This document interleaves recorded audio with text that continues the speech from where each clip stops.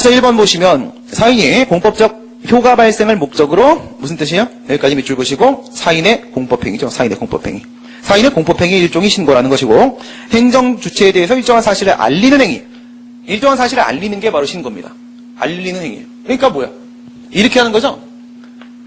객체가 있고 주체가 있어요. 행정 주체가 있고 행정작용을 하는 행정 주체가 있고 그 다음에 그 행정작용을 받는 행정 객체가 있죠. 얘가 하는 알리는 행위는 신고고요. 얘가 하는 알리는 행위는요 통지입니다. 통지. 알리는 행위, 알리는 행위. 신고. 종류, 자기완결적 신고. 신고 요건을 갖춘 신고서가 적법하게 제출되면 별도의 수리가 필요 없고 자동으로 법적 효과가 발생한다. 여기서 신고 요건은 무슨 요건이에요? 행정절차법 40조 2항의 오직 형식적 요건. 그것만 갖추면 돼요. 수리를 요하는 신고는 완화된 허가제 하에서의 문제점. 신고 요건을 갖춘 적법한 신고서가 제출되고 여기서의 신고 요건은 무슨 요건이에요? 행정청의 실질적인 심사가 필요하다고 했죠. 형식적 요건 플러스 실질적 요건까지가 추가됩니다. 수리함으로써 비로소 법적 효과를 발생시킨다. 수리가 법적 효과를 동반한다. 수리는 법적 행위다. 사실행위가 아니고 법적 행위다. 처분이다. 이런 거죠. 이것이 바로 수리를 위한 신고다. 사인의 공법행위로 보면 이제 앞에 건 자족적, 이거는 행정요건적 공법행위죠. 구별실익. 항상 모든 논의는 왜 하는 거라고요? 권리구제 때문에. 권리구제는 권익침해가 발생해야죠. 권익침해는 신고 수리에서는 수리 거부가 나와야죠. 수리 거부. 그렇죠? 그래서 자기완결적 신고나 수리를 위한 신고에서 수리 거부를 당했을 때 과연 항고 소송뿐만 아니라 행정심판도 포함이죠. 행정쟁송의 대상으로 삼아서 그 잘못을 다툴 수 있느냐 없느냐. 이것 때문에 두 개를 구별하는 거죠. 이런 문제 없으면 구별 안 하죠. 그렇죠? 여기서 서로 차이를 보이니까 수리 거부의 처분성 부분에서의 차이를 보이니까 그게 구별하는 거예요. 구별 기준. 제일 가장 기본은 신고 요건이죠. 신고 요건. 형식적 요건이었죠? 행정절차법 40조 2항. 형식적 요건. 기재사항에 하자 없을 것, 첨부서류 갖출 것. 수리를 위한 신고는 실질적 요건이 포함이 되고요. 신고의 성질. 자기완결적 신고는 단순한 통보 행위에 지나지 않는다. 수리를 위한 신고는 동기부여입니다. 동기부여. 이건 요건이에요. 무엇의 요건? 수리의 요건입니다. 수리의 요건. 구별이 불분명한 경우에는 어디로 가요? 옆에 써놓으시고 구별이 불분명하면 항상 국민에게 유리한 방향으로. 국민에게 유리한 방향으로 파악해요. 그럼 여러분 위에 있는 구별시리과요. 로마자 3번에 어이구 수리를 요하는 신고는 수리 거부에 대해 소송도 제기할 수 있고 참 내 권리 구제를 위한 길이 열려있군. 수리를 요하는 신고로 보는 것이 훨씬 더 국민의 권리 구제에 유익하겠구나. 이래 생각하시면 안 돼요. 그죠? 이거는 수리 거부에 의해서 이미 권익침해를 당했을 때 소송을 제기할 수 있단 말이고 자기완결적 신고는요.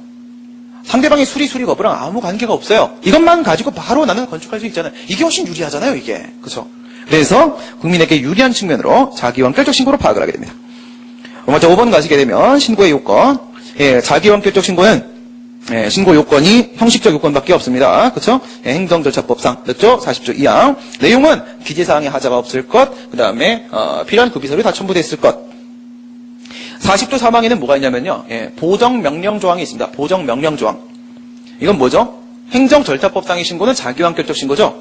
자기완결적 신고에 해당하는 뭐가 보정명령 조항이 있어요. 그러니까 신고서 잘못되거나 또는 이제 첨부서를 잘못 가져왔을 때 다시 가져오세요. 이거예요. 이게 어떤 자기 부작위 급부수인 의무를 부과하는 하명이 아닙니다. 안 갖다 주면 그냥 건축 안 하면 되는 거예요. 나한테 어떤 의무가 법적으로 부과된 게 아니에요. 그냥 단순한 권고행위예요. 권고행위. 보정명령을 할 수 있습니다. 수리를 요하는 신고는 실질적 요건도 추가되고 이 실질적 요건은 개별법에서 이게 무슨 말이에요? 일반법은 행정절차법. 그래서 일반법인 행정절차법에는 뭐만 있다? 형식적 요건만 나와 있다. 그럼 실질적 요건 어디서 파악하냐? 일반법에 없으니까 개별법에서 파악할 수밖에 없는 거죠. 그죠? 또 너무 당연한 말이고. 그 다음 행정절차법 40조 3항은 이거는 분명히 뭔데? 요거는 자기완결적 신고에서의 보정명령인데 여기 수리를 요하는 신고에도 똑같이 유추 적용된다고 봅니다. 별거 없고요. 수리 보겠습니다. 자기완결적 신고에 대한 수리는 의무적이지 않아요. 왜? 수리를 하나 안 하나 뭐 아무 차이가 없으니까. 신고만 갖고 이미 법적 효과 다 발생한 거니까 이거 의무도 아니고 안 해도 상관없어요. 신고필증. 이게 신고필증이 뭐예요? 수리를 했다라는 증명이죠. 그렇죠? 신고필증을 주면 그건 무슨 의미가 있을까? 이건 신고됐다는 것을 확인해 주는 것에 지나지 않고 아무것도 아니라고 했습니다. 그렇죠? 아무런 법적 효과 없어요. 처분이 아니죠. 신고필증은 신고필증을 제출해 주는 행위는 그냥 수리하는 행위다 이렇게 생각하시면 돼요. 수리하는 행위다.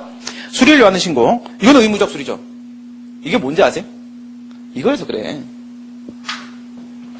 행정행위 어떻게 됩니까? 종류가 법률행위적 행정행위와 준법률행위적 행정행위 나눠지죠? 그죠? 행정청의 단순 정신작용이냐 의사작용이 포함되느냐, 행정청의 법적 효과의 의사에 의해서 그에 따른 법적 효과가 발생하냐, 아니면 그와 관계없이 법에 근거해서 그대로 법적 효과가 발생하냐에 따라 법률행위적 행정행위와 준법률행위적 행정이 나눠진다고 했죠. 여기서 법률행위적 행정행위는 다시 명령적 행정행위와 형성적 행정행위로 나눠진다고 했죠. 명령적 행정행위에는 뭐가 있었어요? 의무 부과하는 하명이 있고, 의무 깨주는 거, 의무 해제시키는 면제, 의무 해제시켜주는 허가, 그죠? 자귀, 부자귀, 급부, 수인 의무 부과하죠? 여기서 부자귀 의무 해제시키는 게 허가고, 자귀, 급부, 수인 의무 해제시키는 게 면제고, 그 다음에 형성적 행정행위는 특허, 인가, 대리라는 게 있다고 했죠? 이거는 다 뭐예요?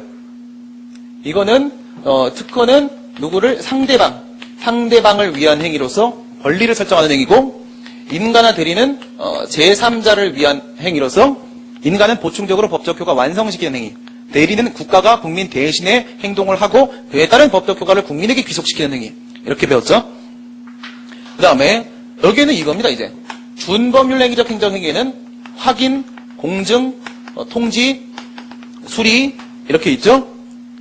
의문이 있거나 다툼이 있는 경우에 있을 때 국가가 공적으로 확인해주는 행위. 공증은요? 이거는요, 공적 증명해주는 행위죠. 공적 증명. 여기는 따로 다툼이나 의문이 있어서 하는 것은 아니고요. 그죠? 통지는요, 행정 주체가 행정 객체한테 일정한 사실을 알려주는 행위죠. 수리는요, 타인의 공법행위의 법적 효과를 완성시켜주는 행위입니다. 이거죠. 수리를 요하는 신고에 대한 수리를 요하는 신고라는 타인의 공법행위의 법적 효과를 완성시켜주는 행위, 준법률행위적 행정행위로서 수리, 이겁니다. 그죠? 그런데 여기에는 뭐가 없다고 했어요? 준법률행위적 행정행위는 행정청의 의사작용이 개입이 안 된다고 했죠? 그러면 뭐야? 이건 무조건 기속행위일 수밖에 없잖아요. 무조건 의무적 사항일 수밖에 없는 거예요, 이쪽은.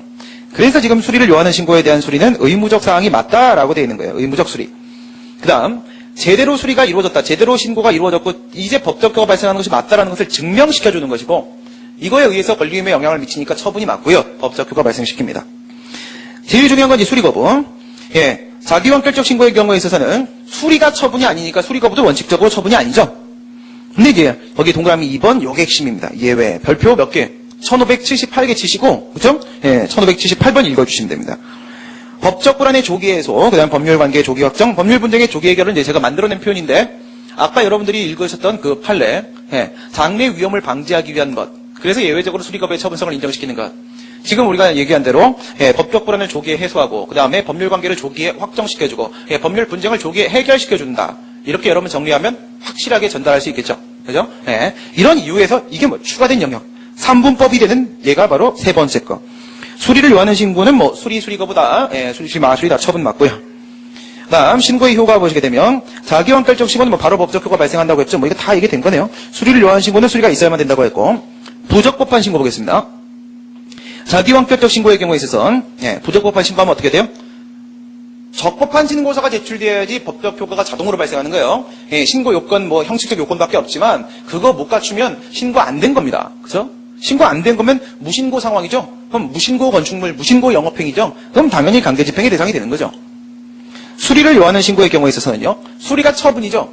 처분이면 수리를 하든 수리 거부를 하든지 간에 그게 만약에 위법하면 이거 처분이니까 뭐 있어요? 공정력 있죠. 공정력 있죠. 그러니까 당연 무효라고 하게 되면 수리가 없는 거니까 얘는 무신고 상황이죠. 불법 영업이 되는 거예요. 하지만 취소할 수 있는 수리 처분, 수리가 위법하기는 한데 이거 처분이니까 경미한 위법성이라고 하게 되면 여전히 효력은 인정되죠. 이러면 이거 무신고 영업이 아니죠. 불법 영업이 아니에요. 그렇죠? 그래서 이럴 때는 강제집행의 대상이 되지 않는다. 근데 문제 나오는 거 3개 보면서 우리 마무리하도록 하겠습니다. 문제 나오는 거. 첫 번째, 영업자 지위승계 신고에 대한 문제는 2010년도에 8년도 시험 9년도 맞죠? 예. 그러니까 2008년도에 그 무효 확인 소송에 하수도 원인자 부담금 사건 판례 나오고 나서 이 문제가 2009년도에 행정고시에서 출제가 된 적이 있었는데요.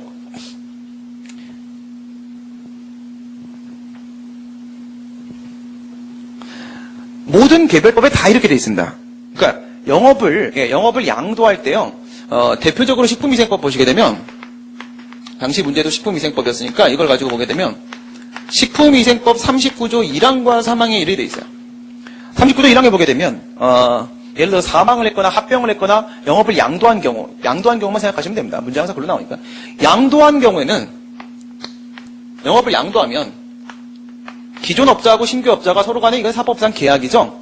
양도를 하게 되면은 공법관계에서의 영업자의 지위도 같이 이전된다라고 돼 있어요. 그래서 이건 뭐야? 사법관계에서 지들끼리 계약을 체결을 하게 되면 공법관계에서 영업자의 지위죠. 수허가자, 허가받은 자, 영업자의 지위는 승계가 같이 된다. 공법관계도 같이 바뀐다 이래 돼 있어요. 대부분의 법이 다 이런 식으로 생겨먹었거든요. 그리고 나서 여기서 뭐라고 돼 있냐면 이렇게 영업자의 지위를 승계한 자는 양수인 얘기하는 거죠. 그 지위 승계에 대해서 신고를 하라 이렇게 돼 있어요. 신고를 하라. 관할청에다가 영업자의 지위가 승계되었으면 신고하라 이렇게 돼 있어요. 그러면 이게 또 뭐냐 이거예요 또. 구별해야 되죠. 예, 이게 자기완결적 신고냐 수리를 위한 신고냐 구별해봐야겠죠. 판례는 어떻게 보냐면 이게 보자. 이 영업자 지위 승계 신고에 대한 수리가 나오면 있잖아. 아직 이게 자기완결적 신고인지 수리를 위한 신고인지 모르니까 이게 처분인지 아닌지 모르는 상태입니다. 여기서 수리가 나오면 이건 이런 의미를 갖는데요. 영업자의 변경의 의미를 갖는다. 이래요, 판례가. 영업자의 변경의 의미를 갖는다. 그러면서 그 뒤에 이제 자세한 설명을 해줍니다. 영업자의 변경이라는 것은 뭘 말하는 것이냐면, 영업자의 변경이라는 것은 기존 업자, 양도인 얘기하는 거죠. 기존 업자에 대한 허가 철회, 취소. 이러한 후발적 사유가 발생했기 때문에 들어가는 취소, 철회를 하고, 이것과 함께 신규업자, 양수인 얘기하는 거죠. 신규업자에 대한 뉴허가, 새로운 허가의 의미를 갖는다. 이렇게 판시합니다. 그럼 여러분 이걸 보세요. 허가는 처분입니까? 허가제에서의 허가는 처분이죠. 이거 처분 맞죠? 이거 하나만 처분이어도 이건 처분입니다. 이거 안에 이거 두 개가 들어가 있는 거, 합성되어 있는 거죠. 근데 이 부분에서 권리의무에 영향을 미치죠. 그럼 이것만 갖고도 이거 처분이에요. 근데 이제 권리의무에 영향을 미친 쪽은 신규업자 쪽이고요. 근데 기존업자 쪽은 이게 처분이니까 처분에 대한 취소는 방향만 반대로 권리의무에 영향을 미치는 거니까 취소도 무조건 처분이잖아요. 처분에 대한 취소는 취소가 처분이거든요. 그럼 이것도 처분이란 말이에요. 여기 안에서도 권리의무에 영향을 미치고 여기 안에서도 권리의무에 영향을 미치니까 어쨌든 이거는 권리의무에 영향을 미치는 얘기가 맞고요. 이거 처분이 되는 거죠. 그럼 다시 생각해보세요, 여러분들. 수리입니다. 지금 수리 거부가 아니고 수리예요. 수리 쪽에는 3분법이 아닙니다. 수리 쪽은 2분법입니다. 그렇게 지게 되면 수리가 처분이면 이 신고는 뭐라는 거예요? 수리를 위한 신고라는 거죠. 수리가 처분이면 이 신고는 수리를 위한 신고란 말이죠. 그럼 왜 그런 현상이 나타날까요? 바로 이 부분이죠. 유허가. 만약에 기존 업자가 갑이고 얘가 을이라고 했을 때 갑도 허가를 받고 왔겠고 을은요. 갑이 허가를 받았던 법에 1, 2, 3의 요건을 충족을 하게 되면은 영업 허가를 한다. 이렇게 되어 있다고 했을 때 이건 허가제 하에서의 요건이니까 이건 당연히 뭐예요? 이거는 실질적 요건입니다. 갑은 이거를 받고 이거를 충족을 하고 허가를 받았었겠죠. 근데 관할행정청이 이 영업자의 지위가 바뀐다라는 것을 인정을 한다고 했을 때 을이 이 요건을 갖추고 있는지를 판단하겠습니까? 안 하겠습니까? 해야겠죠. 그렇죠? 그러니까 을에게 이 부분에 있어서 이 실체적 요건에 대한 심사가 여기에 들어간다는 거예요. 실질적 심사가. 그러면 이 신고의 요건 안에는 뭐가 있다는 거예요? 행정절차법 40조 2항의 형식적 요건 당연히 필요한 거고 실질적 요건도 저 안에 들어가 있다는 거죠. 그러니까 이건 수리를 위한 신고예요. 그죠? 신고 요건을 가지고 봐도 네. 이게 이제 거기에 있는 영업자 지위승계 신고 이걸 말하는 거고 그 다음 인허가 의제가 좀 기니까 복수법령 먼저 말씀을 드려보도록 하겠습니다. 체육시설의 이용 및 설치에 관한 법률이라는 게 있는데요. 체육시설법이라는 법이 있습니다. 체육시설의 이용 및 설치에 관한 법률에 보시게 되면요. 네, 당구장업 신고에 대한 내용이 있어요. 당구장업 신고는 자기완결적 신고입니다. 당구장 하는데 뭐 그 대단한 거 없죠. 그냥 다이하고 큐대만 좀 좋은 거 갖다 놓으면 되고요. 그렇죠? 그럼 됩니다. 짜장면집만 잘 이렇게 딱 붙여놓으면은 아무 문제가 없어요. 당구장업 신고는 자기완결적 신고인데 이제 문제는 초등학교 경계선으로부터 200m 안쪽을 우리가 뭐라고 부른다? 학교 환경 위생 정화구역이라고 합니다. 학교 환경 위생 정화구역. 학교 환경을 좀 이렇게 깔끔하게 정화를 시켜야 돼요. 뭐가 안 돼? 이게 초등학교예요. 이게 요 앞에 있는 신성초등학교입니다. 신성. 예, 아주 신성합니다. 근데 여기서 200m, 이격거리 200m 가면은 여기가 학교환경위생정화구역이에요. 그럼 보세요. 1, 2, 3. 초등학교 안에서 당구장은 못하죠? 예, 여기 당구장 설치 못합니다. 그럼 이제 2, 3. 학교환경위생정화구역 내죠? 학교환경위생정화구역 밖이에요. 3 여기서, 3 여기서 당구장을 할 때는 오직 뭐만 적용받아요? 체육시설법만 적용받아요. 그럼 체육시설법에 따르게 되면, 당구장업 신고는 신고서만 제출하면 돼요. 이건 자기완결적 신고예요. 아무 문제가 없어요. 문제는 여기서 할 때입니다. 초등학생들이 요즘에 저보다 키가 크죠? 네. 180이 넘는 애들이 있어요. 초등학교 근처에서 만약에 당구장을 하게 되면은 어떻게 되냐면 그 학생들이 우리 뭐 행정법 판례 중에 형의 이름으로 운전면허를 받은 사건 막 이런 거 있죠. 그게 뭐야? 형이랑 나랑 얼굴이 비슷하게 생겼어요. 애들이 키가 크고 애들이 수염이 났다니까요. 깎아주고 싶다니까요. 애들이 뭐라 그랬어? 당구장에 들어가서 당구를 배우기 시작해요. 저는 중학교 1학년 때부터 쳤는데 이 친구들은 초등학교 5학년부터 치면 안 돼요. 그러니까 저보다 빨리 치면 안 됩니다. 제가 자존심이 상하니까 그래서 제가 학교보건법을 만들었어요. 네. 얘네들이 만약에 초등학교 6학년인데 마세를 찍고 있다. 이제부터 공부를 안 해요.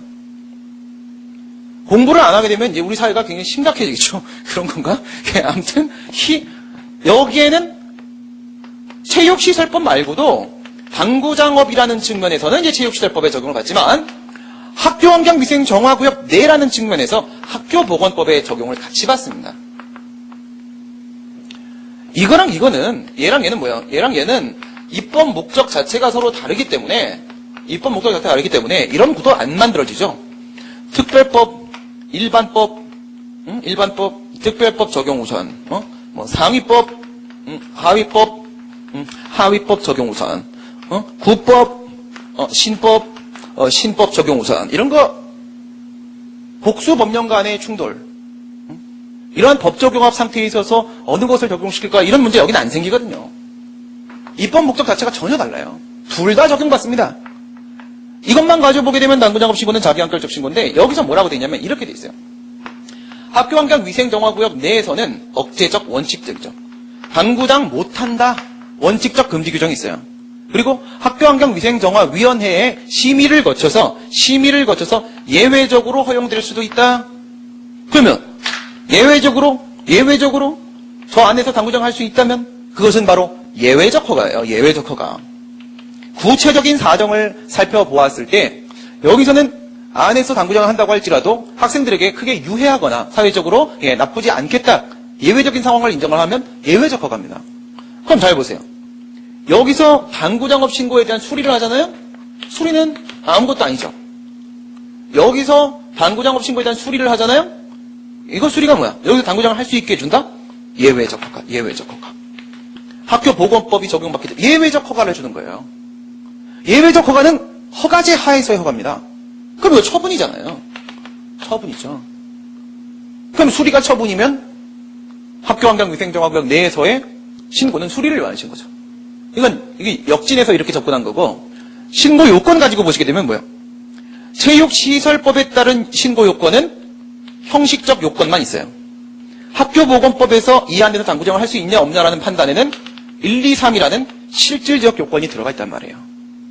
이게 들어가 있으니 이 신고는 바로 수리를 요하는 신고다. 이렇게 되는 거죠. 그 다음에 인허가 의제제도 이제 마지막으로 보면서 기나긴 여정을 마치도록 하겠습니다.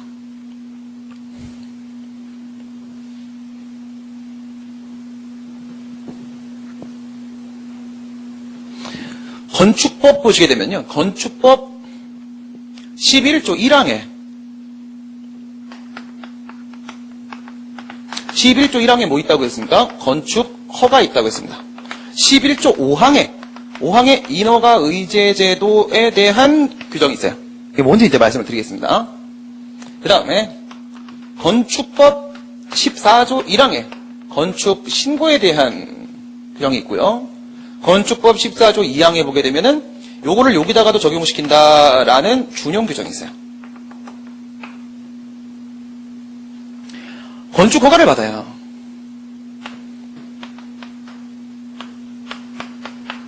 건축 허가를 받을 때 만약에 건축법상의 공익 목적과 관련된 문제만 있을 때는 건축법상의 건축 허가만 받으면 됩니다. 그런데 문제는 말이에요. 예를 들어서 개발 제한구역 안에서 건축을 하려고 하게 되면 어떻게 됩니까? 예외적으로 여기서 원래 개발이 안 되도록 제한을 시키는 곳이기 때문에 개발 행위 허가를 따로 받아야 될 때가 있습니다. 주변의 토지 이용 실태 등을 우리가 고려를 해야 될 때가 있어요. 만약 여기다가 건물을 지어버리게 되면 그 인근 지역의 식수원이 만약에 막힌다. 그러면 과연 여기다가 건물을 짓는 개발 행위를 해도 될까? 이런 건 또 다른 허가를 받아야 됩니다. 그래서 건축 허가를 받을 때 이런 게 붙을 때가 있어요. 이런 건축 허가를 우리가 주된 인허가라고 하고, 여기 이렇게 붙어 있는 친구들을 의제되는 인허가라고 하는데, 이 관계는 뭐냐면 집중 대체 관계입니다. 집중 대체 관계. 주된 인허가 처분이 나오면 여기에 있는 의제되는 인허가 처분들도 다 나오는 것으로 봐주는 거예요. 의제해 주는 겁니다. 어떻게 한다? 집중 대체를 시키는. 이렇게 잘 보세요. 우선 결론부터 말씀드리고 나서 판례를 한번 읽어드리게 되면 다 이해가 되실 거예요. 만약에 이 건축 허가를 담당하고 있는 행정청이 갑이에요. 요거를 우리 지금 판례의 사실관계에 맞춰가지고 요걸 우리 개발행위 허가로 한번 보겠습니다. 개발행위 허가. 이건 2012년도 사법시험 문제랑 똑같은데요. 이 개발행위 허가를 해주는 행정청을 우리 을이라고 보겠습니다. 을.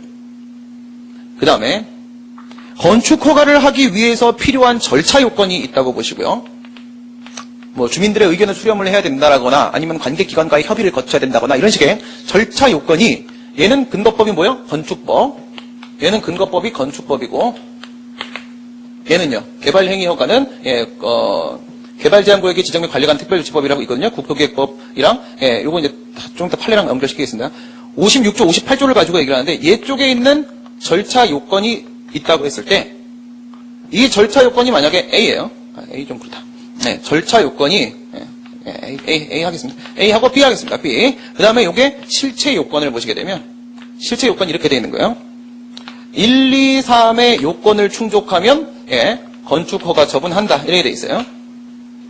얘는 실체 요건이 어떻게 생겨먹었냐면 4, 5, 6의 요건을 충족하게 되면 개발행위 허가 처분한다. 이렇게 되어 있는 겁니다. 만약에 여기서 인허가 의제도가 적용이 되게 되면 이제 을의 권한이 누구에게로? 갑에게로 다 이전됩니다. 이런 걸 우리가 관할집중이라고 해요. 관할집중. 을의 권한은 이제 상실되고 그 권한은 갑에게로 모두가 이전돼 버려요. 두 번째, 여기에 만약에 인허가 의제도가 적용이 돼버리게 되면 여기에 있는 절차 요건은 역시 폐기됩니다. 얘의 권한 폐기되고요. 얘의 절차 요건도 폐기됩니다. 포기하고 뭐만요? 일로 대체되어 버립니다. 이것만 거치면 됩니다. 이 절차 요건만 거치고 건축허가 나오면 개발행위 허가까지 나온 것으로 봐주는 거예요. 그래서 이건 뭐다? 절차가 집중된다. 집중된다는 것은요, 다른 것이 폐기되고 이쪽으로 대체된다는 거예요. 이것만 하면 된다요. 갑이 모든 걸 판단한다는 거예요. A만 거치면 된다는 거예요. 그럼 여기서 실체도 과연 집중될 것인가? 이게 실체 요건이고 이게 실체 요건이에요. 과연 여기서 이렇게 실체가 집중될까요? 실체라는 것은 이제 실체법상의 요건이 집중되냐 안 되냐 이거예요. 만약 이게 집중이 된다면 어떻게 되냐면 4, 5, 6의 요건은 안 갖춰도 돼요. 1, 2, 3의 요건만 갖추면 건축허가 나오는 거예요. 건축허가 나오면 개발행위허가 나온 걸로 보는 거예요. 과연 그럴까? 이거는 인정할 수가 없다는 겁니다. 그러면 여기에 이제 학설이 있는데 과연 인허가 의제제도 하에서 어느 정도까지 집중되는 것인가? 집중의 정도, 범위가 어디까지인가? 라고 했을 때 학설이 관할집중설이라는 학설이 있고 절차집중설이라는 학설이 있고 그 다음에 실체집중설이라는 학설이 있습니다. 실체집중설. 이걸 우리 1이라고 하고 절차집중 2라고 하고 그 다음에 실체집중 3이라고 하게 되면은 관할집중설은 오직 1만 집중된다 이거야. 절차집중설은 관할도 집중되고 절차도 집중된다 이거야. 실체집중설은 관할도 집중되고 절차도 집중되고 그리고 실체까지 다 집중된다 이겁니다. 통찰 판례 입장은 이거야. 절차집중. 이거는 집중되는 게 맞고 절차도 집중되는 게 맞다. 더 이상 을은 아무 판단하지 않는다. 갑이 다 판단한다 이제. 갑이 다 결정한다. B라는 절차가 안 거쳐도 된다. A만 거치면 된다. 근데 이거는 집중되지 않는다. 즉 이제 어떻게 본다? 건축허가의 요건은 1, 2, 3, 4, 5, 6 하면은 건축허가 한다. 이렇게 된다 이거야. 이렇게 본다 이거야. 그러면 이렇게 보면은 어디까지냐? 사실은 이게 건축허가인 겁니다. 의지되는 인허가들을 포함한 이게 바로 건축허가인 거야. 이게 건축허가가 되는 것이고. 그러면 이거의 요건은 1, 2, 3, 4, 5, 6. 1과 2, 관할하고 절차만 집중다. 이렇게 보는 거예요. 근데 이걸 어떻게 바꿔먹을 거냐면 지금 우리가 한 거는 이거 한 거예요. 11조 1항에 있는 건축허가와 11조 5항에 있는 인허가 의제제도. 여기까지 설명드린 건데 이제 14조로 넘어갑니다. 넘어가면 만약 여기서 짓는 건물이 뭐면 건물이 소규모 건축물이면 건축허가가 아니라 건축신고로 바꾸죠. 신고로 바꾸고 신고를 하게 되면 허가를 한 것으로 의지하는 거니까 똑같은 건데 여기는 인허가 의제 조항이 건축신고에도 적용된다라고 했죠. 그러면 이 같은 체계는 어디에도 건축신고에도 그대로 유효하다는 거예요. 그죠? 그럼 여기서 건축신고를 담당하는 행정청의 갑, 개발행위가 담당청의 을이면 이제 아니고 이로 집중하고 건축신고에서 거쳐야 되는 요건이 A, 절차 요건이 B라고 하게 되면 이거 안 하고 이거 집중하고. 근데 이게 어떻게 되냐? 이걸 건축신고로 봐버리게 되면 이 1, 2, 3이 뭐가 되는 거야? 1, 2, 3은 형식적 요건이죠. 건축신고니까. 이거 자기완결적 신고라고 했잖아요. 그러면 이거는 형식적 요건이에요. 이건 뭐야? 이건 개발행위 허가의 요건이, 이거는 실체적 요건 맞잖아요. 그죠? 그러면 이 전체가 이제 건축허가가 아니고 이게 뭐가 되는 거예요? 이게 바로 건축신고가 되는 거예요. 이게 건축신고가 되면 건축신고의 요건 안에 형식적 요건 말고도 실질적 요건이 들어가 있는 거죠. 그러면 이 신고는 이제 뭐가 되는 거예요? 수리를 요하는 신고가 되는 거죠. 이 구조가 바로 이제 인허가 의제제도 하에서의 수리를 요하는 신고인데 마지막으로 제가 해당 판례를 하나 소개를 해드리면서 신고 수리를 마치도록 하겠습니다. 아까 2009년도에 주민등록 전입신고 사건, 2010년도에 건축신고 사건, 2011년도에 인허가 의제제도 하에서의 건축신고 사건, 그리고 마지막으로 이 착공신고 사건이 있었다고 했습니다. 판례가. 지금 얘기하는 것은 바로 세 번째 인허가 의제제도 하에서의 건축신고 사건 판례를 지금 소개를 해드리도록 하겠습니다. 건축법에서 인허가 의제제도를 둔 취지는 11조항. 인허가 의제 사항과 관련하여 건축허가 또는 건축신고에 관할 행정청으로 그 창구를 단일화하고 갑으로 창구 단일화, 절차를 간소화하며 A만 거쳐 비용과 시간을 절감함으로써 국민의 권익을 보호하려는 것이지 인허가 의제 사항 관련 법률에 따른 각각의 인허가 요건에 관한 여기에 있는 거 456 요건 요건에 관한 일체 심사를 배제하려는 것으로 보기는 어렵다. 이것은 배치에 집중되지 않고 456은 살아남는다. 왜냐하면 건축법과 인허가 의제사항 관련 법률은 각기 고유한 목적이 있고 서로 목적이 다르고 건축신고와 인허가 의제사항도 각각 별개의 제도적 취지가 있으며 그 요건 또한 달리하기 때문이다. 나아가 인허가 의제사항 관련 법률에 규정된 요건 중에 상당수는 여기에는 456 공익에 관한 것으로서 행정청의 전문적이고 종합적인 심사가 요구된다. 이거 심사 계속 해야 된다. 만약 건축신고만으로 인허가 의제사항에 관한 일체 요건 심사가 배제된다면 이것도 집중되는 것으로 보면 실태 집중설의 입장을 취하면 중대한 공익상의 침해나 이해관계인의 피해를 야기하고 이쪽의 공익과 관련된 문제가 다 무시돼요. 관련 법률에서 인허가 의제 제도를 통하여 사인의 행위를 사전에 감독하고자 하는 규율체계 전반을 무너뜨릴 우려가 있다. 또한 무엇보다도 건축신고를 하려는 자는 인허가 의제사항 관련 법령에서 제출하도록 의무화하고 있는 신청서와 구비서를 제출해야 되는데 즉, 이 456과 관련된 신청서나 서류들도 갑에게 다 제출해야 돼요. 갑에게. 당연하겠죠? 456의 심사를 받으려면. 이는 건축신고를 수리하는 행정청으로 하여금, 갑으로 하여금, 인허가 의제사항 관련 법률에서 규정된 요건에 관해서도 심사를 하도록 하기 위한 것으로 밖에는 볼 수가 없다. 얘가 456도 심사한다. 따라서 인허가 의제 효과를 수반하는 건축신고는 일반적인 건축신고와는 달리 특별한 사정이 없는 한 일반적인 건축신고, 자기완결적 신고와 달리 특별한 사정이 없는 한 행정청이 그 실체적 요건, 456에 관한 실체적 요건에 관하여 심사를 한 후 수리하여야 하는 이른바 수리를 요하는 신고로 보는 것이 맞다. 인허가 의제제도 하에서의 건축신고는 뭐라고요? 실체적 요건에 대한 심사도 하는 수리를 요하는 신고라고 분명히 말했죠. 그러면 건축신고나 건축허가는 항상 이 문제가 생기냐? 그건 아니에요. 왜? 이 개발행위 허가에 대한 근거법은 국토의 계획 및 이용에 관한 법률 국토계획법 제56조 1항에 개발 행위 허가에 대한 규정을 두고 있는데 58조에 보게 되면은 그 허가 요건이 있어요. 허가 요건에서 이렇게 깔아놓고 있는 것들이 있는데요. 여기 중에 하나의 문제 상황이 발생해야 되는데 항상 사건은 여기서 걸려요. 주변에 토지 이용 실태. 주변의 토지 이용 실태를 고려했을 때 별도의 개발 행위 허가가 필요한 상황이 건축이라는 순수한 행위 말고 과연 이 지역에서 개발을 해도 되는가? 예, 이런 문제가 걸렸을 때만 인허가 의제 문제가 건축 허가든 신고든 걸리는 거지 항상 이런 문제가 걸리는 건 아닙니다. 아시겠죠?